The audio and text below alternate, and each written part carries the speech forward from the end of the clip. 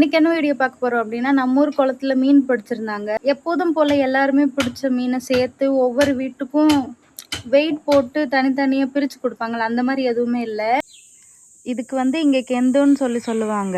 அதுவுமே நல்ல இலுப்பை மரம் மாதிரி நல்ல பெரிய மரமா இருக்கும்.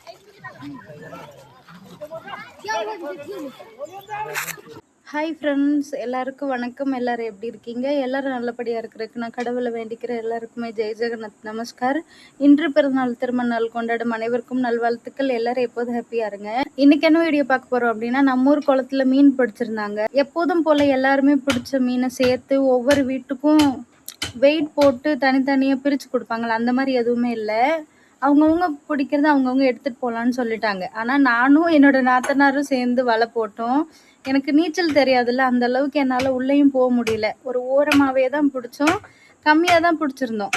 சின்ன சின்ன மீன் மாட்டியிருந்தது, அப்புறம் சின்ன சின்ன அந்த இறாலெல்லாம் இருந்தது. அதனால் குளத்துல நாங்கள் எப்படி மீன் பிடிச்சோங்கிறதையும், அதுக்கப்புறம் அந்த ஆமைக்குட்டி மாட்டி இருந்ததுன்னு சொன்ன உடனே அதை வேற ஒருத்தவங்க கமெண்ட் பண்ணியிருந்தாங்க. அதை பார்க்குறதுக்கு வெயிட் பண்ணிட்டு இருந்தோன்னு சொல்லியிருந்தீங்க. என் நாத்தனார்கிட்ட தான் கொடுத்து நான் வீடியோ எடுக்க சொல்லியிருந்தேன். நாங்கள் பிடிக்கும் போதே அவள் எடுத்திருந்தாலும் என்னன்னு தெரியல. ஆனால் இன்னைக்கு அது செத்து போச்சு. நேற்று கூட இருந்ததுங்க. ஒரு பக்கெட்டில் வச்சுருந்துட்டு அதை வந்து மூடி போட்டு வைப்போம். ஏன்னா பக்கெட்டில் வச்சோம் அப்படின்னா அது மேலே ஏற முடியாது, சறுக்கலாக இருக்கும். அதனால கீழே மறுபடியும் விழுந்துடும். நேற்று உயிரோடு இருந்தது. என் மாமனாருமே பார்த்துட்டு சொல்கிறாங்க, ஆமை எவ்வளோ நாள் வச்சுருந்தாலும் இறந்து போகாதுங்களா. எப்படி இறந்து போச்சுன்னே தெரியல. இன்னைக்கு காலையில் பார்த்தா எறும்பு மூச்சு போய் இருந்தது. எடுத்திருந்தேன் பாருங்க. அது கூடவே ரொம்ப நாள் கழிச்சு வீட்டில் பலாக்காய் சமைச்சிருந்தோம். அப்புறம் டே விலாக் அப்பா அம்மா அனுப்பியிருந்த பார்சலு, அப்புறம் அக்கா எனக்காக கொண்டுட்டு வந்த ஃப்ரூட்ஸ் வந்து நெக்ஸ்ட் வீடியோவில் பார்க்கலாம். ஏன்னா இதுவே ரொம்ப லாங்காக இருக்கும். அதனால தான் சரி வாங்க வீடியோ எப்படி இருக்குன்னு பார்க்கலாம். இப்போ தான் என்னோடய வீடியோ ஃபஸ்ட் டைம் பார்க்குறீங்க அப்படின்னா please like, share, then subscribe பண்ணிட்டு பாருங்கள். வாங்க வீடியோக்குள்ளே போகலாம். ஹாய் ஃப்ரெண்ட்ஸ், எல்லாருக்கும் குட் மார்னிங். இன்றைக்கி டே விலாக் எப்படி போகுதுன்னு பார்க்கலாமா? நைட்டில் ஒரு 10 மணிக்கு மேலே தேஜு அங்கன்வாடி கொண்டு போய் விடும்போது சேஞ்ச் பண்ணிடுவேன். ரொம்ப வேர்க்குதுங்க. அதனால தான் சமைக்கும்போது மட்டுமாவது நைட்டு யூஸ் பண்ணிக்கலாமேன்னு. சரி, இங்கே பாருங்கள், தெரியுதுங்களா? இது வந்து சப்போட்டா பழம் மாதிரியே இருக்கும். இதுக்கு வந்து இங்கே கெந்துன்னு சொல்லுவாங்க. அதுவுமே நல்ல இலுப்பை மரம் மாதிரி நல்ல பெரிய மரமாக இருக்கும். இதுக்கு முன்னாடி அந்த குளத்துல தான் குளிச்சுட்டு இருந்தோம். ஆனால் இப்போ அங்கே குளிக்கிறதில்ல. இப்போ தான் இந்த பழம் பழுக்க ஆரம்பிச்சிருக்கு. இன்னும் கொஞ்ச நாள் ஆச்சு அப்படின்னா நிறைய பழுக்கும். அந்த டைமில் நம்ம நிறைய போய் பறிச்சுட்டு வரலாம். நல்லா இனிக்குங்க, சூப்பராக இருக்கும். நான் சாப்பிடும்போது ஒரு டைம் காமிக்கிறேன். புது சப்ஸ்கிரைபர்லாம் அந்த அளவுக்கு பார்த்துருக்க மாட்டீங்களா? இங்கே பாருங்கள், அதோட காம்பு இப்படி இருக்கும். பழம் வந்து இந்த மாதிரி உள்ளே அப்படியே சப்போட்டா மாதிரியே இருக்கும்.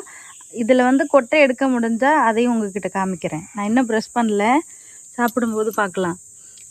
இப்போ தானே பழுக்க ஆரம்பிச்சிருக்கு. அதனால் சின்ன பசங்கள்லாம் ரொம்ப சீக்கிரமாகவே போய் பறிச்சுட்டு வந்துடுவாங்க. என்னோட குழந்தைனாரெலாம் போய் பறிச்சிருப்பாங்க போல். அதுதான் எனக்கு ஒரு 4 கொண்டு வந்து கொடுத்துட்டு போகிறான். சாப்பாடு வெந்துட்டுருக்கு. இந்த விறகெல்லாம் முன்னாடியே நீங்கள் பார்த்துருப்பீங்க. இந்த இடத்துல அடைஞ்சது இப்போ பாதி காஞ்சிருக்கு. இந்த விறகெல்லாம் முந்தா நேற்று வந்தது. அங்கே பாருங்கள், இது இப்போ கிடக்கிறது வந்து நேற்று இருக்குது. பாத்ரூம் இடித்த இடத்துல தான் போட்டிருந்தோம். நேற்று காலையிலே கொண்டுட்டு வந்து சரி பண்ணியாச்சு. ஏன்னா அந்த இடத்துல வச்சோம் அப்படின்னா வயலில் வெட்டி போட்ட மரத்தையே கொஞ்சம் திருடுறாங்கங்க. அதனால் நம்ம தானே சேஃபாக பார்த்துக்கணும். இங்கே பாருங்கள், டிராக்டர் வர்றனால வேலி போட்டிருந்தோம்ல, அது வந்து இடிஞ்சிருக்கு.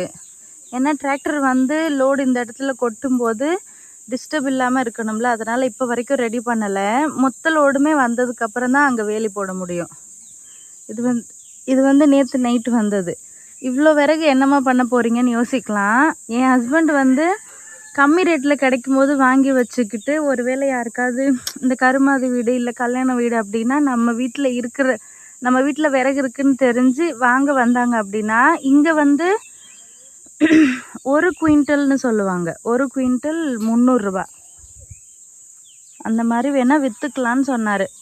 மரம் என்னவோ ஈஸியாக கிடச்சிருச்சுங்க. ஆனால் இதை வெட்டுறதுக்கு அந்த கட் பண்ணுவாங்கள்ல மிஷின், அவருக்கு லோடு அப்படி இப்படின்னு கொஞ்சம் செலவாச்சு தான்.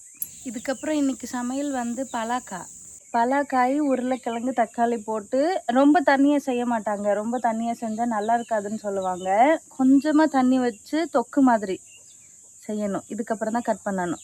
பலாக்காயை கட் பண்ணிட்டு வெறும் தண்ணியில் வச்சோம் அப்படின்னா நம்ம கட் பண்ணிட்டு சமைக்கிறதுக்குள்ளே கருப்பு கலரில் மாறிடும். அதனால் இன்றைக்கி நான் கட் பண்ணி வைக்கிற தண்ணியில் கொஞ்சம் உப்பு, கொஞ்சம் மஞ்சள் பொடி சேர்த்துக்கிறேன். இப்படி வச்சோம் அப்படின்னா நம்ம கட் பண்ணி இருக்கிற கலர் சமைக்கிற வரை அப்படியே இருக்குங்களாம். கலந்தாச்சு. ஒரே ஒரு உருளைக்கிழங்கு போதும். ஃபுல்லாகவே கட் பண்ணிட போகிறேன். சின்ன காயாக தான் இருக்குது. ஸ்டார்ட் பண்ணலாம். கருப்பாகக்கூடாதுன்னு மஞ்சள் பொடியெல்லாம் கலந்துட்டு நம்ம பலாக்காயை கட் பண்ணுறதுக்கு முன்னாடி கையிலையும் நல்லா எண்ணெய் தேய்ச்சிக்கணும். நம்ம கட் பண்ணுற பொருளையுமே எண்ணெய் தேய்ச்சிக்கணுங்கிறத மறந்துட்டேங்க. அருவாமனையில் தேய்க்கவே இல்லை. பார்த்திங்களா, கட் பண்ணிட்டேன். முதல்ல பாலாக வந்தது, அதை தொடச்சிட்டு கட் பண்ணிவிட்டு மொத்தமாக கட் பண்ணதுக்கப்புறம் என் கையில் ஒட்டினதை பார்க்கணும். கல் வச்சு மண் வச்சு தேய்ச்சதுக்கப்புறமே சோப்பு போட்டும் தேய்க்கிறேன், போகலை. அதுக்கப்புறம் மறுபடியும் எண்ணெய் கொஞ்சம் ஊற்றி அழுத்தி தேய்க்க அப்புறம் மாறுச்சுங்க.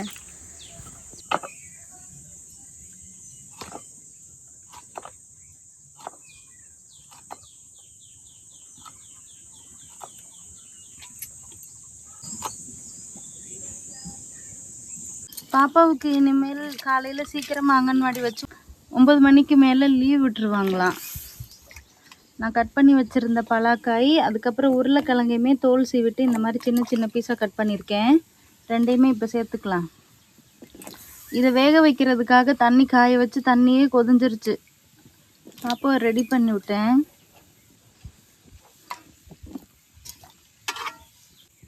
தண்ணி கொஞ்சம் கருப்பாக இருக்குது, ஆனால் அந்த காய் அந்த அளவுக்கு கருப்பான மாதிரி எனக்கு தெரியல.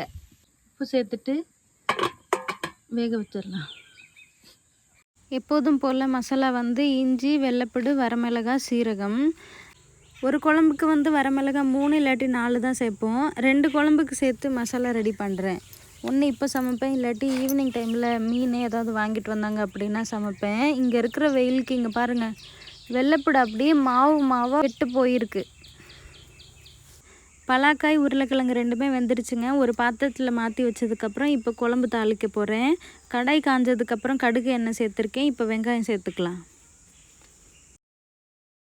இது போடக்கூடாது தூளையில், இதுக்கு சைடு எல்லா குழம்புக்குமே ஒரே மாதிரி தாங்க தாளிப்பு. வெங்காயம் நல்லா வதங்கினதுக்கப்புறம் அரைச்சி வச்சுருந்த மசாலா சேர்த்து மஞ்சள் பொடி சேர்த்து கொஞ்சம் தண்ணி சேர்த்துருக்கேன். அதுவுமே நல்லா ரெடி ஆனதுக்கப்புறம் நம்ம வேக வச்சுருந்தோம்ல பலாக்காய், உருளைக்கிழங்கு தண்ணியோடு சேர்த்தாச்சு. அதை நல்லா சுண்டை வற்ற விட்டுட்டோம் அப்படின்னா பலாக்காய் கூட்டு ரெடி.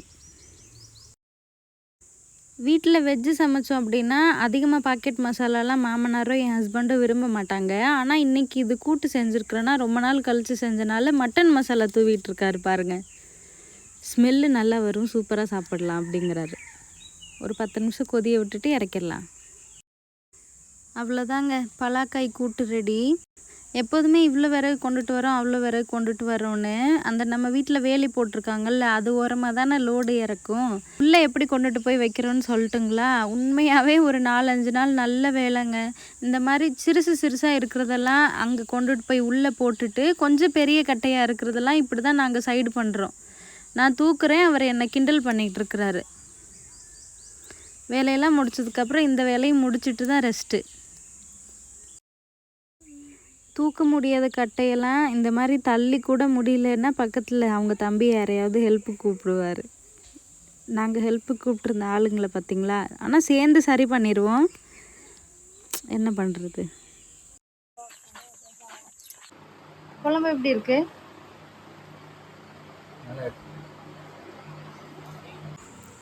இலந்தப்பழ சீசன் இருக்கும்போது நம்ம வீட்டில் இருந்துமே நிறைய இலந்தப்பழம் எடுத்து காய வச்சுருந்தோம் இல்லைங்க. அது வரையும் மட்டும்தான் காமிச்சிருப்பேன், அதுக்கப்புறம் காமிக்கவே இல்லை. இங்கே பாருங்கள் எவ்வளோ தூசியாக இருக்குது. சமைக்கிற இடத்துக்கு மேலே தானே வச்சுருப்போம், அதனால் அப்படி தான் இருக்கும். அதை இப்போ வெறும் இலந்தப்பழத்தை மட்டும் எடுத்து ஒரு 2 டப்பாவில் போட்டு வைக்க போகிறேன். ஒரு டப்பாவில் வராது, இன்னும் கொஞ்சம் அதிகமாக இருக்குது. போட்டு வச்சுட்டு அக்கா ஊறுகாய் எப்படி பண்ணணுங்கிறத நான் சொல்கிறேன், அந்த மாதிரி செய்யன்னு சொன்னாங்க. சரின்னு சொல்லியிருக்கேன். ஏன்னா நம்ம ஊறுகாய் செஞ்சதுக்கப்புறமும் ஒரு 4-5 நாள் வெயிலில் காய வைக்கணும்னு சொன்னாங்கன்னா, இங்கே வேற மழை பெஞ்சிக்கிட்டு இருக்கு. வெயில் காலம் மறுபடியும் ஆரம்பித்ததுக்கப்புறம் செய்யலான் இருக்கேன், பார்ப்போம். எப்போதுமே ஃபஸ்ட்டு இந்த குளத்துல தான் மீன் பிடிப்பாங்க. இது பக்கத்தூர்லேருந்து நம்ம ஊருக்குள்ளே நுழையிறோம் அப்படின்னா என்ட்ரன்ஸில் இருக்கும். ஆனால் நம்ம வீட்டுக்கு பக்கத்தில் இல்லை, கொஞ்சம் தூரமாக தான் இருக்குது. ஆளுங்கள்லாம் இந்த தடவை ரொம்ப கம்மியாக இருக்காங்க பாருங்கள். ஏன்னா நம்ம பிடிக்கிறத நம்மளே வச்சுக்கலாம். ஆனால் இந்த ரீசனுக்காவது நிறைய சேர்ந்துருக்கணும். நிறைய பேர் வெளியூரில் வேலை பார்க்குறாங்கங்க. இவ தான் என்னோட சின்ன மாமியாரோட பொண்ணு. நான் வந்த புதுசுலலாம் அவள் கையிலே சின்ன சின்ன மீனெல்லாம் பிடிப்பா. அந்த அளவுக்குலாம் நம்ம ஸ்பெஷல் கிடையாது. ஆனால் நானும் சின்ன பிள்ளையில் பிடிச்சிருக்கேன். அங்கே இருக்கிற குளம் வந்து இப்போ நம்ம சகதியில் மிதித்து நடந்திருப்போம் இல்லைங்க, அந்த மாதிரி ஓட்டையிலேருந்து பிடிச்சிருக்கேன். அப்புறம் இந்த மாதிரி போகும்போது பார்க்குறத ஒரு சில நேரம் விட்டுருவோம், ஒரு சில நேரம் பிடிச்சிருப்போம். அந்த மாதிரி பிடிச்சிருக்கேன். ஆனால் அதிகமாகலாம் தெரியாது. இவ வந்து அந்த குறவை மீன் கையில் தொட்டாவே வழுக்கும்ல, அதெல்லாம் பிடிச்சிருக்காங்க. இந்த மாதிரி இலை குச்சி அந்த மாதிரி வந்துமே சின்ன சின்ன மீனாக இருக்கும். அங்கே பாருங்கள், நான் இப்போ கூட கையில் எடுத்திருப்பேன். ஒரு சில இது விட்டுட்டான்னு சொல்லிட்டு என்ன பிறக்குறீங்கன்னு சொல்லி கேட்டு மறுபடியும் எடுத்து கொடுத்துக்கிட்டு இருந்தேன். இது வந்து இன்னொரு குளம். இங்கே தான் நாங்கள் அதிகமாக குளிச்சிருக்கோம். இன்னைக்கு காலையில் கூட ஒரு பழம் காமிச்சேன் இல்லை, கெந்துன்னு சொல்லிட்டு, அதோட மரம் வந்து இங்கிட்டு தான் இருக்குது. இங்கேயுமே அதிகமாக பிடிக்க முடியலங்க, மாட்டலை. கொஞ்சமாக தான் மீன் பிடிச்சோங்களா. வெயிலில் வீடியோ எடுத்ததில் வேறு மொபைல் ரொம்ப ஹீட் ஆகிடுச்சு. எங்கள் வீட்டுக்கும் அப்புறம் நாத்தனார் வீட்டுக்கும் வேறு பிரித்தோம். கொஞ்சோன்னு தாங்க இருந்தது, சும்மா ஒரு நேரத்துக்கு சாப்பிட்ற மாதிரி. எல்லாமே சின்ன சின்ன மீன். இந்த ஆமை உயிரோடு பிடிச்ச அன்னைக்கே நான் உங்ககிட்ட காமிச்சிருக்கணுங்க. வீட்டில் எல்லாம் சாப்பிடுவாங்க. சின்ன மாமியார் வீட்டில் என்னோட நாத்தனாருமே சாப்பிடுவா. இங்கே எப்படி இதை எடுத்துக்குவீங்களோ அப்படிங்கிறதுக்காக தான் நான் வீடியோவில் காமிக்காமல் இருந்தேன். சரி, ஷார்ட்ஸில் சொன்னால் யாராவது விரும்பினவங்க காமிங்கன்னு சொல்லி கேட்பீங்க அப்படிங்கிறதுக்காக தான் நான் ஷார்ட்ஸில் சொல்லியிருந்தேன். சத்தம் போட்டுக்கிட்டே இருக்குது. நீ இப்படி செத்து போயிடுச்சு. அது கடிச்சிருக்குமா? ஆமாம், ரொம்ப நாள் வச்சாலும் செத்து போயிடுன்னு சொன்னாங்க. போச்சு. காமி சாமி அருண்சா, எவ்வளோ கஷ்டப்பட்டு நாங்கள் பிடிச்சோம். உங்களுக்கு சாப்பிட கொடுத்தா டைம் இல்லை. வாங்க. ஓகே ஃப்ரெண்ட்ஸ், வீடியோ பார்த்துருந்துருப்பீங்கன்னு நினைக்கிறேன். தொடர்ந்து ஒரு 3 நாள் மழை இருந்தது. அக்கா வந்திருந்த அன்னைக்கும் சரி, நேற்று இன்னைக்கு மழை இல்லை, மறுபடியும் வெயில் கொளுத்த ஆரம்பிச்சிருச்சு. இது இப்படியே நீடிக்குமா இல்லை இடையில மழை பெஞ்சு எங்களுக்கு கொஞ்சம் உயிர் கொடுக்குமா என்னன்னு தெரில. ஆனால் இங்கே இருக்கிற கிளைமேட்டை விட தமிழ்நாட்டில் ரொம்ப மோசம்னு சொல்கிறீங்க. எல்லாருமே கேர்ஃபுல்லாக இருங்க. இப்போ எல்லாம் தர்பூசணியை விட இளநீ குடிக்கிறனால தாங்க பாடி ஹீட் கம்மியாகும், கூலாகும்னு சொல்கிறாங்க. அதனால் தர்பூசணியை விட இளநீ எவ்வளவோ பெட்ரு. இங்கெல்லாம் 50 ரூபா சொல்லுவாங்க. அங்கன்னா சில இடத்துல 25-30 ரூபாய்க்கு நான் சாப்பிட்ருக்கேன். கிராமத்து சைடு, சிட்டியில் எப்படின்னு எனக்கு தெரியாது. அதனால் சேஃபாக இருங்க. ஓகே, இன்னைக்கு வீடியோ அவ்வளோதான். சப்போஸ் உங்களுக்கு இந்த வீடியோ பிடிச்சிருந்தது அப்படின்னா please like, share, then subscribe me guys. Thank you, bye. நாளைக்கு பார்க்கலாம்.